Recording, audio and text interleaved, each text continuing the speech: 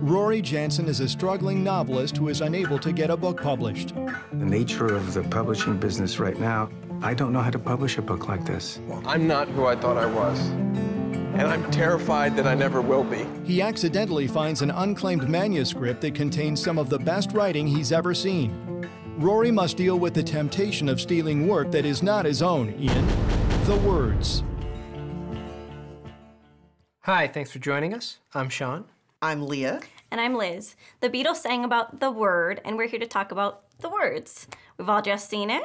Who wants to start off? Well, let me do a quick synopsis just to fill us in, because the structure is very interesting. There's a story within a story, and Bradley Cooper's character is a struggling author who stumbles upon an old manuscript that he thinks, this is pretty darn good. Nobody knows about it. Maybe I could publish it as my own. I think that one of the best things about this particular film is the structure. I love that story within a story within a story. It's a way to engage audiences. I think it undercuts the emotional resonance that you could potentially get out of your viewing audience. Yeah, there's not a whole lot of nuance. I mean, it's told to you rather than you really seeing it evolve.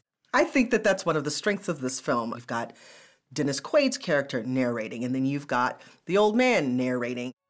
He'd picked up one word of French. Oui. And she knew one word of English. Yes. So what do you do when you realize you're not the person you thought you were? What do you do when you realize that, gee, maybe I don't have as much integrity as I thought I did, and so on. And so the writer-directors are setting us up, the audience, to really contemplate those things, which is why there's not a lot of action, I think. But then they don't really do anything with that. There is no provocation for the audience. I think Jeremy Irons says the theme of the movie towards the end of the movie, which is you have to live with your actions. Things aren't just, you're never going to get rid of the guilt from performing one very regrettable action. Right. And I love that. I mean, that's realistic. Right. That's something people really do have to deal with. That it isn't Cinderella. It's not a fairy tale. You're going to have to deal with the guilt of your actions. The romantic relationship that he has with Zoe Saldana felt very rich, very authentic. I really felt for them. Just doing a final pass. And then what? And then I'm gonna head into an agent that Professor Wilde recommended. And then what? And then we're gonna celebrate. But we don't have any money. Shh, then we're gonna celebrate. So for me, it's in those moments, in those relationship moments, particularly of crisis, that the film just really just kind of lifts for me. Yeah, it does. And I agree, Bradley Cooper probably doesn't want to be a comedic actor. That's my guess. He doesn't want to be stuck in movies like The Hangover, so he's trying to break out into dramatic roles. And I think he's successful. he was one of the executive producers of the film. Right, and I think that he's successful at doing it, and if he wants to continue down that line, I think he's definitely got a future in that direction. The person who steals the show for me is Jeremy Irons. Oh, he was amazing. He's amazing. He's always amazing. If there's any awards buzz that's going to come from this movie, it's going to be for Jeremy Irons. I mean, he's really only in 2 scenes in the movie, but they are the 2 best and most important scenes in the movie. The most powerful scenes of the film occur between Jeremy Irons and Bradley Cooper at a park bench. And not only does the film get stripped of any sense of music or any, there's no violins during the scene, even though it's emotionally powerful, but also the camera just tracks along and shows almost a 180 of the scene. Yeah. And that's a metaphor. That's, that's examining the emotional experience that Bradley Cooper's going through. Have a good day. It's about a man who wrote a book and then lost it, and the pissant kid who found it.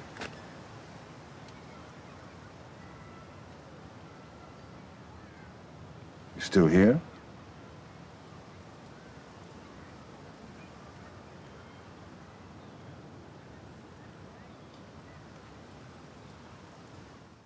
Well, Brian Klugman and Lee Sternthal, who are the writers and directors of the film. And this is their first film. Yeah, apparently it's their first feature film together. First screenplay credit, actually. I mean, Together. they were credited for the story for Tron Legacy. Legacy, right. But they had never written a movie before or directed a movie before. The strongest things that these two had going for them is that they are very skillful writers. And the second best thing they had going for them was they had a great cast, and they knew to get out of the way of this very talented cast and let them do their things. So the words fail to compel us to contemplate these larger thematic issues that are going on in the film, but nevertheless, the performances are very strong, and so I'm going to say, stream it. I feel like The Word satisfies on an emotional level, but it's just not memorable enough to rush out and see. So I have to say stream it. I feel like I have a lot of complaints when it comes to this movie, but at the end of the day, my gut tells me that I would recommend this to friends and family. So I say, see it. Well, our votes add up to 2 tickets, which is a stream it for The Words. Any last words, Sean? Words, words, words. I'm so sick of words. Hi. Nobody reads novels, I guess, so I can't mention any when we do this.